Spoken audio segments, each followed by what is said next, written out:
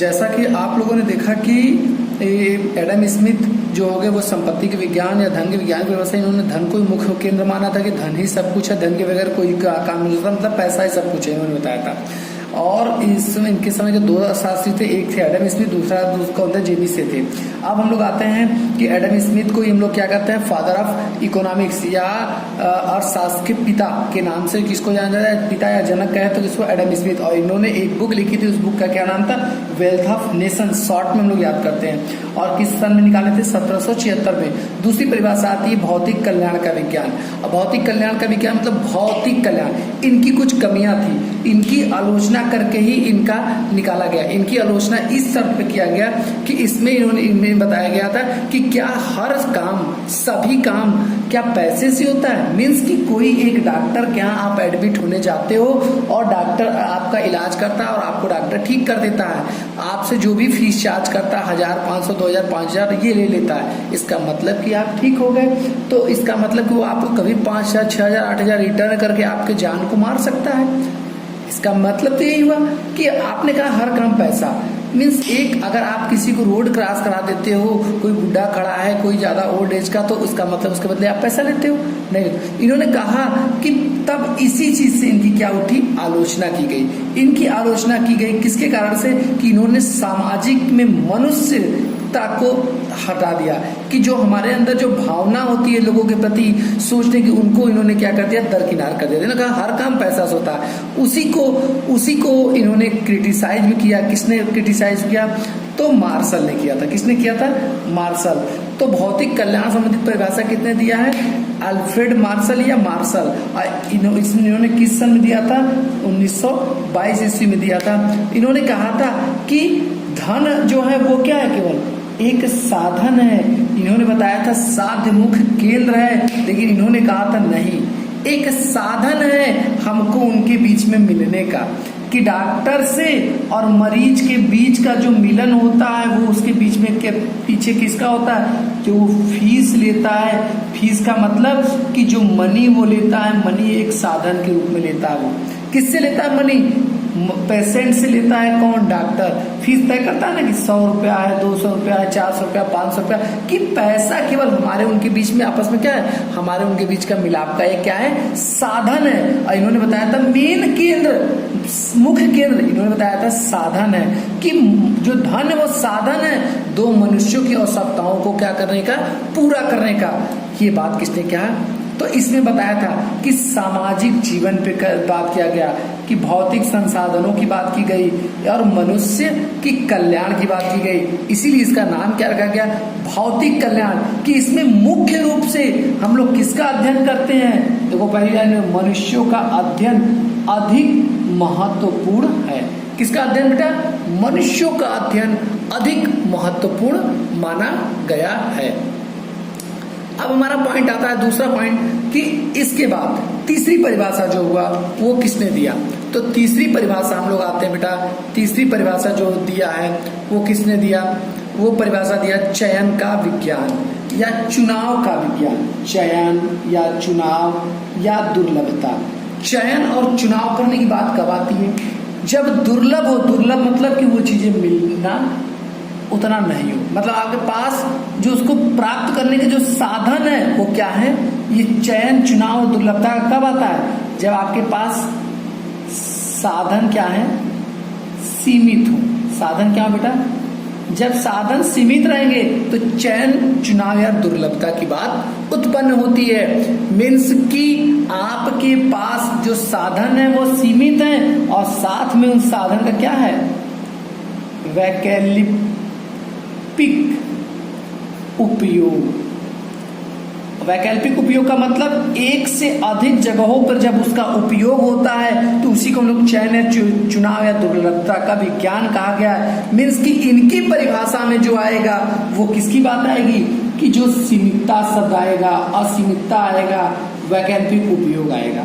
ठीक, अब सीमितता, सीमित क्या होगा, सीमित क्या होगा, हमारे पास जो साधन होगा, साधन क्या होगा, सीमित होगा। असामत का ही क्या होगा, साधन का ही क्या होगा, वैकल्पिक उपयोग। जैसे 500 रुपया मेरे पास सीमित था और उसका उपयोग क्या था बेटा, उसका उपयोग क्या था, वैकल्पिक था, कई जगहों पर उपयोग किया गया था। और इसमें एक बात और आएगी, असीमित। असीमित क्या है? हमारी इच्छाएं जो है वो क्या है? असीमित है। अब हमको इसमें क्या देना पड़ता है? प्रेफरेंस देना पड़ता है कि चयन करना पड़ता है कि व्यक्तिगत और सामाजिक बातों को ध्यान देकर इसमें व्यक्तिगत और सामाजिक चयन की बात किया जाता है। यह परिभाषा किसने दिया था? चयन चुनाव संबंधी परिभाषा प्रोफेसर श्रीमती रॉबिन्सन। ये जो थी प्रोफेसर रॉबिन्सन ने जो डेफिनेशन दिया था, वह डेफिनेशन इसलिए यह डेफिनेशन सबसे सर्वोत्तम अर्थशास्त्री परिभाषा किसने दिया है? प्रोफेसर रॉबिन्सन ने। कभी पूछा जाएगा जनक आपके कौन है? एडम स्मिथ, लेकिन सर्वोत्तम परिभाषा जो है वो क्या है? रॉबिन्सन की जो परिभाषा थी वही क्या है? हमारी सर्वोत्तम परिभाषा कही गई है। इन्होंने कहा धन भी और धन के साथ साथ समय, कि धन का समय पे, इन्होंने क्या बात कहा कि समय पे चीजों को चुनाव करो, समय पे चीजों को सेलेक्ट करो। ये समय बीत जाएगा, तो इन्होंने दो चीजों को साधन माना, एक को धन को और दूसरा किसको माना? समय को। जैसे कोई आदमी को आज 10 लाख की जरूरत है, वो अगर मिल जाता तो बच जाता, और उसको 2 साल बाद 10 लाख रुपया मिलता है, तो क्या वो आदमी जो मर गया उसको वापस पाया जा सकता है? नहीं पाया जाता। मतलब कि इन्होंने बताया कि चयन चुनाव तो उसी समय करना है जितना पैसा है उसी में से आपको क्या करना है? सबसे बेस्ट का सिलेक्शन करना है, आपको बेस्ट का सिलेक्शन करना है। तो आपकी समस्याएं जो उस समय 2500 रुपए, अरे 2 साल 4 साल बाद ये थोड़ा है कि अगली साल पापा बर्थडे में दे देंगे 5000 10,000, नहीं, आज हमको वो पैसा खर्च करना है, उसकी बात हमको कर रहे हैं। इसीलिए इन्होंने कहा कि इन्होंने दो चीजों को, धन और समय, दोनों को इन्होंने क्या माना? साधन। पहले में धन को क्या माना गया था? पहले परिभाषा में धन को साध्य, मुख्य केंद्र। दूसरे में धन को क्या माना गया? साधन। इन्होंने क्या और जोड़ दिया? एक शब्द कि समय के साथ साथ। तो अब तब धन और समय को जोड़ देते हैं तो उसी को हम लोग किसके नाम से जानते हैं बेटा? आर्थिक क्रियाएं। और आर्थिक क्रियाएं का मतलब क्या होता है? आय को सृजित करने वाली सभी क्रियाएं, मतलब आय को कमाने के लिए, सृजित का मतलब होता है कमाना, आय को कमाने करने वाले सभी काम, पैसे को कमाने करने वाले सभी काम हमारे क्या कहलाते हैं? आर्थिक क्रियाएं कहलाती हैं। कि आर्थिक क्रिया मतलब जो पैसा कमाने के उद्देश्य से, लाभ कमाने के उद्देश्य से हम लोग कार्य करते हैं, वह सारे कार्य हमारे क्या कहलाते हैं? आर्थिक क्रियाएं।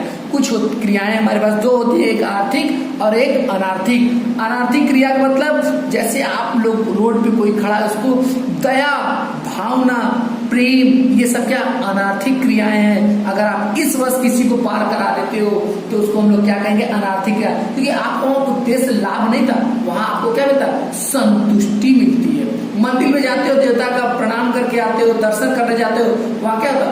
साइकोलॉजिकल सेटिस्फेक्शन, मतलब मन की शांति के लिए जाते हो।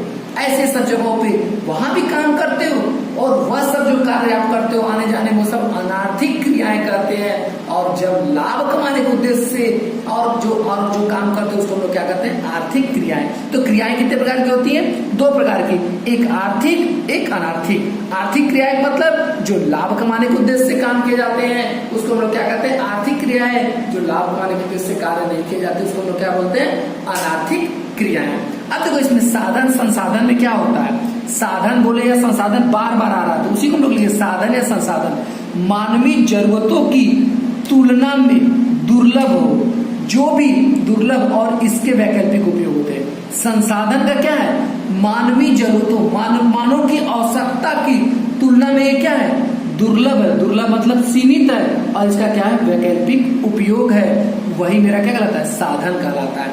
जैसे मेरे पास पेट्रोल, डीजल, कार अब इतना आती होती तो हम लोग पैसे के पीछे नहीं भागते इस चीज को कमाने के लिए। चौथा परिभाषा हमारा है बेटा प्रगति या विकास का विज्ञान। हाँ, एक बात और था बेटा, इसमें ध्यान देना कि रॉबिन्सन ने एक बुक लिखा था, उस बुक का भी नाम आप लोग याद कर लेना, nature and significance of economics. ये किस सन में दिया गया था? 1932 में। बेटा जो हम लोग बुक के नाम ये और वो, ये दोनों परिभाषा, पहला और तीसरा परिभाषा बहुत इंपॉर्टेंट आपका, इससे हर एक साल के क्वेश्चन एराइज होते हैं परिभाषा वाले पॉइंट से। आपको बता दो परिभाषा से क्वेश्चन हर एक साल आते हैं, कभी भी कोई रोका नहीं है। एक क्वेश्चन मतलब 3 नंबर का आता है। अब हम लोग बात आता है बेटा प्रगति या विकास का विज्ञान हम लोग कहते हैं। किसकी नाम से हम लोग जानते हैं? प्रगति या विकास का या आधुनिक अर्थशास्त्र, मतलब जो आपके समय में चल रहा है। तो इन्होंने कहा था कि इन्होंने 3 चीजों को साधन माना। इन्होंने कहा धन, समय है, ये साथ साथ एक शब्द इन्होंने क्या जोड़ दिया? विकास को मानकर। और इन्होंने कहा मुद्रा अथवा बिना मुद्रा के अगर विकास जो किया जाता हो, पैसे के साथ और बिना पैसे के भी विकास किया जा सकता है। इन्होंने कहा था कि विकास का विज्ञान मतलब विकास तो होगा, डेवलपमेंट होगा, पैसे से भी होगा और बिना पैसे के भी होगा। और ये परिभाषा, आधुनिक की परिभाषा किसने दिया? Paul M Samuelson. अब देखो बेटा, इन्होंने बताया था मुद्रा और मुद्रा के बिना विकास किया जा सकता है, मतलब कि हमारी जो आवश्यकताएं हैं वो पैसे और पैसे के बिना दोनों तरीके से पूर्ति की जा सकती है। उस प्रकार की बातों को इसने जोड़ दिया। मेन आपको मैंने बताया वो दोनों को, आपको पिछली जितनी परिभाषा बताया उसको ध्यान देके चलिएगा। अब हम लोग आते हैं अगली पॉइंट पे, अर्थशास्त्र के प्रकार। किसकी बात हम लोग करते हैं बेटा? अर्थशास्त्र के प्रकार की बात करते हैं हम लोग किसकी बात करते हैं? अर्थशास्त्र के प्रकार की बात करते हैं। अर्थशास्त्र के प्रकार जो हैं वो कितने प्रकार के हैं बेटा? आप लोग को सब कुछ, सबसे ज्यादा इंपॉर्टेंट पॉइंट जो है इसमें हम लोग बात करते हैं अर्थशास्त्र के प्रकार को। अर्थशास्त्र हमारा क्या है? सामाजिक विज्ञान है। एक कौन सा विज्ञान है बेटा? सामाजिक विज्ञान। अर्थशास्त्र क्या हमारा? एक सामाजिक विज्ञान है। इसी के अर्थशास्त्र को हम लोग 2 प्रकार में डिवाइड किए गए। अब इस प्रकार को डिवाइड किसने किया?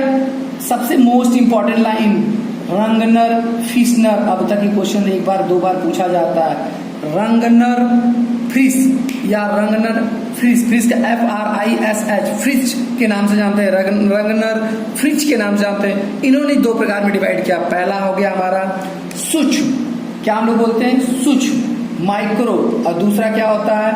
व्यापक, मतलब मैक्रो। मीन्स कि ये आपका सूक्ष्म का मतलब होता है स्मॉल, और ये क्या होता है? व्यापक मतलब क्या होता है? लार्ज। इसका मतलब क्या होता है? अब इसका सूक्ष्म अर्थशास्त्र का और भी नाम है व्यष्टि अर्थशास्त्र, कीमत सिद्धांत। 2 नामों से इसको और भी जाना जाता है। बट माइक्रो अर्थशास्त्र को भी कई नाम से, जैसे इसको देखो बोला जाए सूक्ष्म तो ये व्यापक, ये व्यष्टि तो ये समष्टि अर्थशास्त्र, और ये कीमत सिद्धांत तो ये हमारा क्या हुआ? आय सिद्धांत। ये ध्यान देना बेटा कि ये मोस्ट इंपॉर्टेंट, व्यष्टि, कीमत सिद्धांत या आय सिद्धांत या समष्टि, ये सारे क्या हैं? अर्थशास्त्र के, ये सूक्ष्म अर्थशास्त्र के अलग 3 नाम है, और ये व्यापक अर्थशास्त्र के आपके टोटल 4 नाम दिए गए हैं। आपको ये बात अलग अलग नाम है, उन पर ध्यान देना। इसमें सूक्ष्म मतलब मैंने बताया एक की बात किया जाएगा, व्यापक में बड़े। अब उसके बारे में हम लोग नीचे पढ़ेंगे दोनों प्रकार से। पहले लोग व्यापक और सूक्ष्म को पढ़ते हैं। हम एक व्यक्ति, हम इसमें क्या करते हैं? किसी एक बात है, एक व्यक्ति, एक फर्म या एक उद्योग या एक फैक्ट्री के राष्ट्रीय अर्थव्यवस्था में आर्थिक व्यवहार का हम लोग क्या करते हैं? अध्ययन जब करते हैं, जब हम लोग किसी भी क्या करते हैं? अपनी अर्थव्यवस्था में किसी एक व्यक्ति की समस्याओं के आर्थिक व्यवहार, मतलब आर्थिक क्रियाओं का अगर अध्ययन करते हैं हम लोग, किसी एक व्यक्ति का कर लें या किसी एक फर्म का कर लें या किसी एक उद्योग का कर लें या किसी एक फैक्ट्री का कर लें या किसी एक उपभोक्ता कर लें या किसी एक उत्पादकता का कर लें, मतलब किसी एक व्यक्ति का जब इंडिविजुअली किसी एक व्यक्ति या किसी एक, उसी में बताया हूं, या यूनिट विशेष, मैंने बताया यूनिट का मतलब क्या होता है? सिंगल यूनिट विशेष का अगर अध्ययन किया जाता है तो उसको हम लोग क्या बोलते हैं? सूक्ष्म अर्थशास्त्र। मतलब यहाँ एक की बात किया जाता है, इसलिए इसको क्या कहते हैं? सूक्ष्म। और व्यापक में जस्ट इसके अपोजिट होगा। व्यापक मतलब लार्ज, मीन्स कि इसके अंतर्गत किसका अध्ययन किया जाता है? संपूर्ण आर्थिक तंत्र या अर्थव्यवस्था का। तंत्र का मतलब संपूर्ण अर्थव्यवस्था का अगर अध्ययन किया जाएगा तो उसको हम लोग क्या बोलते हैं? व्यापक। व्यापक मतलब अगर आपकी आय कितनी है मैं पता लगाऊं, आपके पिताजी की आय कितनी है, एक व्यक्ति की केवल आय पता लगाया जाए तो हम लोग क्या करते हैं? किसका अध्ययन करते हैं? सूक्ष्म अर्थशास्त्र। और अगर पूरे गांव में जितने व्यक्ति हैं या पूरे शहर में जितने व्यक्ति हैं, पूरे जिले में कितने व्यक्ति हैं या पूरे नगर में कितने व्यक्ति हैं, कि उनके आय का अगर पता लगाते हैं तो लोग उसको क्या कहते हैं, व्यापक अर्थशास्त्र के नाम से जानते हैं। क्लियर। अब जस्ट लाइक एग्जाम्पल मिलते हैं, क्या उपभोग करना है। उपभोग का मतलब होता है बेटा, आप लोग जान जाओ कि जो आप लोग कंज्यूम करते हो, इंग्लिश में बोलते हैं उपभोग को कंज्यूम। कंज्यूम मतलब चीजों का यूज। उपभोग मतलब इस पेन को ले आए, इस पेन का हम क्या कर रहे हैं, उपभोग कर रहे हैं। उपयोग जो कहा जाता है, उपयोग, तो वही क्या उपभोग करना है, कितना उपभोग करना है, इसके बारे में जो हम लोग क्या चीज हम खाएंगे आज शाम को और कितना खाएंगे, तो उसके बारे में हम लोग जब इंडिविजुअली किसी एक परिवार की समस्याओं का, इसमें आर्थिक समस्याओं का अध्ययन किया जाता है किसी एक परिवार से रिलेटेड, तो उसको हम लोग किसके नाम जानते हैं, सूक्ष्म अर्थशास्त्र। और जब क्या उत्पादन करें, अब उत्पादन जो करोगे, उत्पादन का मतलब किसी चीज को अगर आप घर पे उगाते हो, मान लो आपके यहाँ गेहूं चावल उगाया जाता है, तो क्या वो फिक्स है किसी एक के लिए, वो व्यापक स्तर पे उगाते हो। क्या उत्पादन करें और किसके लिए उत्पादन करें, यहाँ पे बात है क्या उत्पादन करें, किसके लिए उत्पादन करें, कितना उत्पादन करें, उसका क्या मूल्य रखें, ये सब चीजें जो अध्ययन किया जाता है वो किसके अंतर्गत अध्ययन किया जाता है, व्यापक में। यहाँ पे केवल पर्टिकुलर अपने कितना खाएं और क्या खाएं, कितना खाएं, वो पर्टिकुलर एक व्यक्ति की बात होती है। और जब क्या उत्पादन करें या किस चीज का बाजार खोलें, ये क्या होता है, बड़े स्तर पे बात करते हैं, तो हम लोग क्या होते हैं, व्यापक। अब देखो इसके कुछ उदाहरण दिए गए हैं। आप उत्पादन कीमत की जब हम लोग बात करते हैं, उत्पाद की कीमत की बात करते हैं, किसी चीज की प्राइस की बात करते हैं, तो हम लोग किसकी बात करते हैं, सूक्ष्म अर्थशास्त्र। ये मोस्ट इंपॉर्टेंट बेटा, इसको पढ़ लेना जरूर। फिर उपभोक्ता व्यवहार की बात करते हैं, किसकी बात करते हैं हम लोग, उपभोक्ता व्यवहार की बात करते हैं। फिर उत्पादन, उपभोक्ता का व्यवहार क्या है, उपभोक्ता का व्यवहार मतलब कि जो कंज्यूमर है, उपभोक्ता मतलब कंज्यूमर, कंज्यूमर का व्यवहार कैसा है, वो कितना पैसा खर्चा कर रहा है, उसके बारे में अगर हम लोग बात करते हैं तो कंज्यूमर किसी एक ही विशेष का, हर व्यक्ति का व्यवहार क्या होता है, बदलता रहता है। उत्पादन साधन की कीमत क्या है। अब उत्पादन करने के लिए हम लोग जो इनपुट लगाते हैं, आप लोग को लागत में क्लास 12 में मैंने पढ़ाया था, लागत चैप्टर में, सामग्री की कीमतें क्या है, मतलब रॉ मटेरियल, फिनिश गुड, कीमतें क्या, उसकी बारे में बात करता है। समाज की किसी एक वर्ग की आर्थिक दशा को, एक वर्ग का मतलब किसी एक गांव में, एक जिले में लोगों के एक पूरे वर्ग का, एक का आर्थिक, एक फैमिली का क्या, फैमिली की आर्थिक दशा है। आर्थिक दशा मतलब उनका कितना इनकम आ रहा है, कितना खर्चा कर रहे हैं, उसकी बात करते हैं। अगर किसी एक फर्म का अध्ययन करते हैं हम लोग, किसकी बात करें, एक फर्म का अध्ययन करें, एक उद्योग का स्थान निर्धारण करें कि एक उद्योग को कहाँ खोला जाए।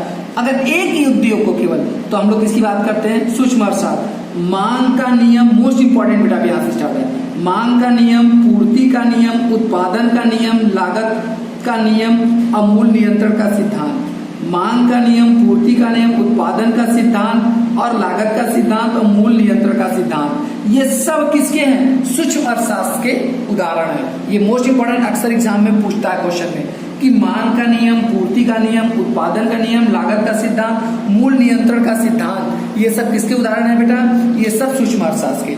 अब ये क्योंकि अभी आगे सब ये सब एक चैप्टर है बेटा जो इसमें नाम है, मांग का नियम, पूर्ति का नियम, उत्पादन का नियम, ये सबकी स्टडी हमको करनी है, हमको पढ़ाई करनी है। सूक्ष्म अर्थशास्त्र में आप में जो बीएचयू में आता है वो सूक्ष्म अर्थशास्त्र से संबंधित चीजें आएंगी। यही सारे आगे चैप्टर है, इन्हीं चैप्टर को हमको आगे पढ़ना पड़ेगा। व्यापक अर्थशास्त्र में संपूर्ण पूरे देश की बात किया जाता है कि कुल उत्पादन, कुल उपभोग कितना किए, कुल साल भर में बचत कितना हुआ, कुल निवेश कितना किए, पूरे देश की राष्ट्रीय आय क्या है, ये बेटा राष्ट्रीय आय आपसे पूछा जाएगा, ये भी आपको मैं पढ़ाऊंगा। फिर उसके बाद कुल उत्पादन क्या है, और फिर व्यापार शेष भुगतान संतुलन क्या है, बचत कितना है, कुल विनियोग कितना किए, हमारे यहाँ रोजगार कितना है, मौद्रिक नीति, इंपॉर्टेंट पॉइंट, मौद्रिक नीति पूछा जाता है बेटा, राजकोषीय घाटा क्या है, फिर उसके बाद कीमत प्राइस पॉलिसी क्या है, विदेशी व्यापार नीति क्या है, कर नीति क्या है, ये सबके अगर बारे में लोग बात करेंगे तो यहाँ संपूर्ण पे लागू होता है। ये नीतियां जो होती हैं वो किस पे लागू होती है, संपूर्ण पे। और ये सारे जो नियम और सिद्धांत हैं वो किस पे लागू होते हैं, किसी एक विशेष पे लागू होते हैं। ठीक है, नीतियां पूरे संपूर्ण पूरे देश पे हमारे लागू होती हैं, और ये हमारे किस पे जो सिद्धांत है, नियम है, वो किस पे होते हैं, किसी एक पे लागू होते हैं। नियम और नीतियां में डिफरेंट है बेटा, ठीक है। तो अर्थशास्त्र को दो प्रकार में लोग डिवाइड किए। अब हम लोग आते हैं बेटा अगली पॉइंट, अर्थशास्त्र की प्रकृति। हम लोग किसकी बात करते हैं बेटा? अर्थशास्त्र की प्रकृति की बात करते हैं हम लोग। अब अर्थशास्त्र की प्रकृति को हम लोग कितने पार्ट में डिवाइड किए हैं उसके बाद हम लोग बात करते हैं।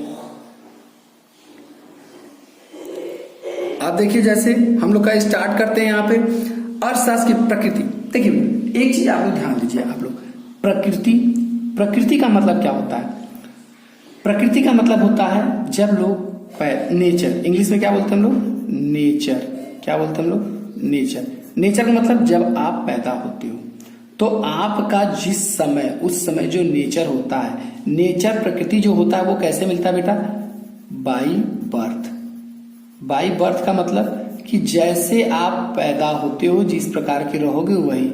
प्रकृति को नहीं बदला जाता, आप में गुणवत्ता लाई जा सकती है, आपकी क्वालिटी बदली जा सकती है अभ्यास के बाद, बट आपकी प्रकृति मतलब आज अगर आप गोरे हो तो 2 साल बाद काले नहीं कर दिए जाओगे, काले हो तो गोरे नहीं हो जाओगे, अगर आपके पास बाल बहुत ज्यादा है तो आपको बाल कम नहीं हो जाएगा।